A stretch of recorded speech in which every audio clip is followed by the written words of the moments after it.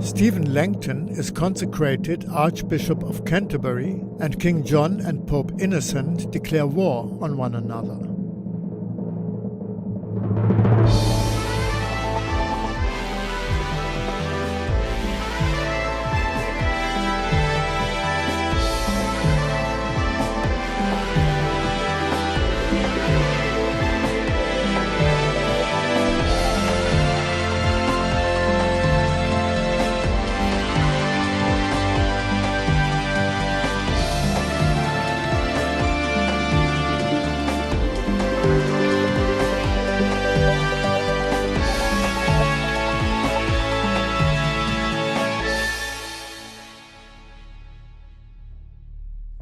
Stephen Langton was born in about 1150 at Langton by Rugby, Lincolnshire, where his father was lord of the manor and lived in a moated farmhouse.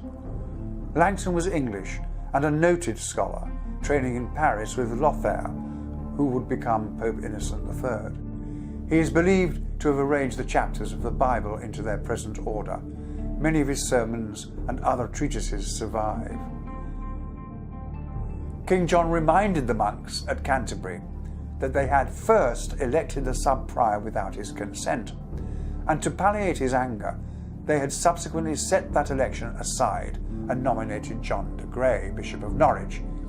He then paid their expenses to travel to Rome, where they were expected to stand by their decision and to obtain de Grey's confirmation as Archbishop. But to complete their iniquity, they had at Rome elected Stephen Langton, the king's open enemy, and had obtained his consecration to the archbishopric.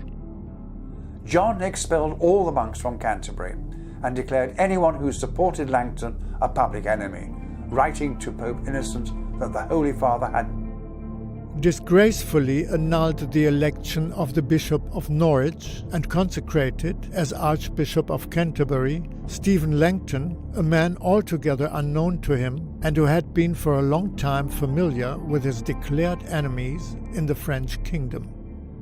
John kept back his final sanctions to the end of the letter, the bottom line, saying that he would prevent all English and other clerics from going to Rome, and that he would stop the flow of English money to papal coffers.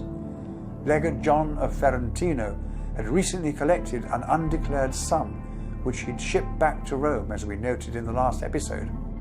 He would use such money in future to defend England against its enemies, by which he meant, of course, Philip II of France.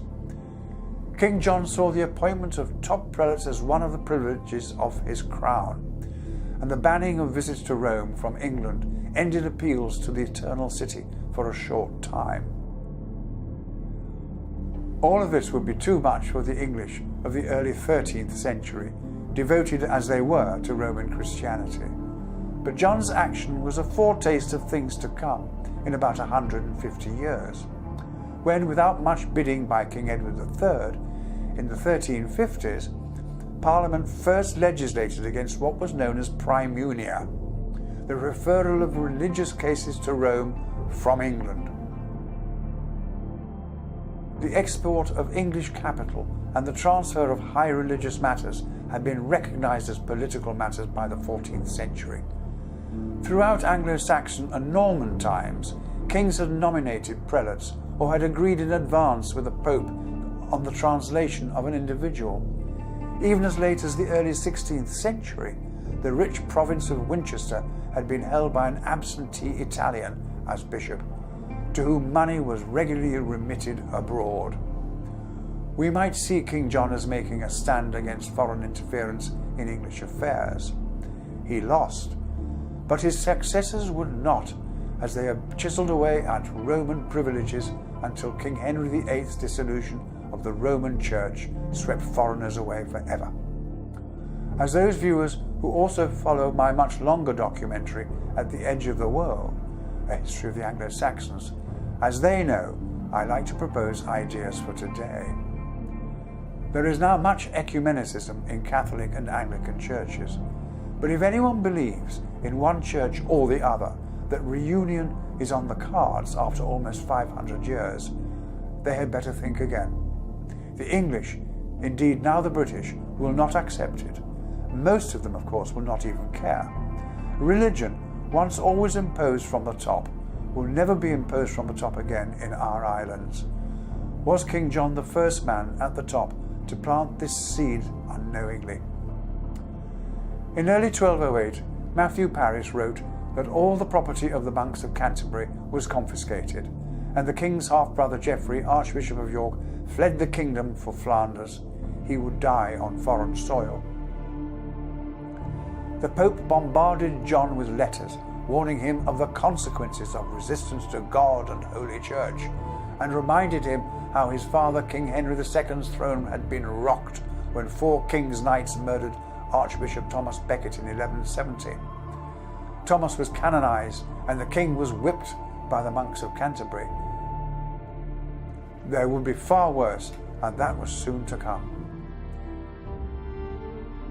In 1208, the Pope instructed the 3 most important bishops who remained, London, Winchester and Ely, to go to the king and to reason with him and gain the Lord's favour, or Innocent would lay his hand upon him. This would mean an interdict, a terrible order by which all church services and normal sacraments were either suspended or much curtailed. On this, Roger of Wendover tells us, "The king became nearly mad with rage, and broke forth in words of blasphemy against the Pope and his cardinals, swearing by God's teeth that, if they or any other priest soever presumptuously dared lay his dominions under an interdict, he would immediately send all the prelates of England, clerks as well as ordained persons, to the Pope, and confiscate all their property."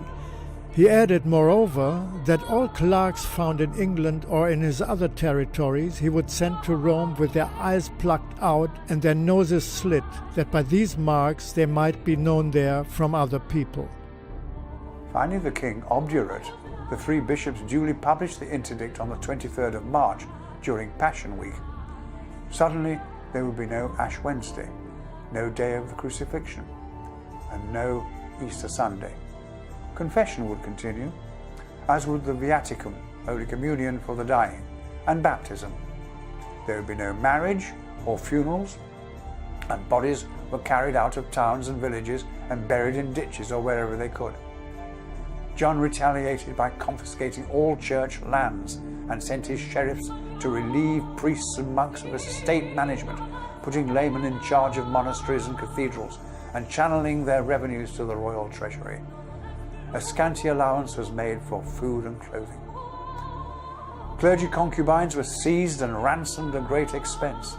Some priests found travelling on roads were dragged from their horses, robbed and inhumanly treated. A sheriff on the border of Wales asked the government what he was to do with a man who killed a priest. King John is said to have replied, "He has killed an enemy of mine. Release him and let him go." The bishops who had published the interdict, with many others, left England, causing Roger of Wendover to write, "Whilst they, those left behind, were enduring all these evils, the aforesaid prelates were sojourning on the continent, living on all kinds of delicacies instead of placing themselves as a wall for the house of God. As the saying of the Redeemer has it, when they saw the wolf coming, they quitted the sheep and left." John barred Stephen Langton from coming to England, and sensibly the new archbishop stayed a safe distance away in France, where growing numbers of prelates joined him. An interdict was imposed over the kingdom, which meant essentially that the sacraments of the church were suspended, which included funerals, leaving a lot of bodies unburied.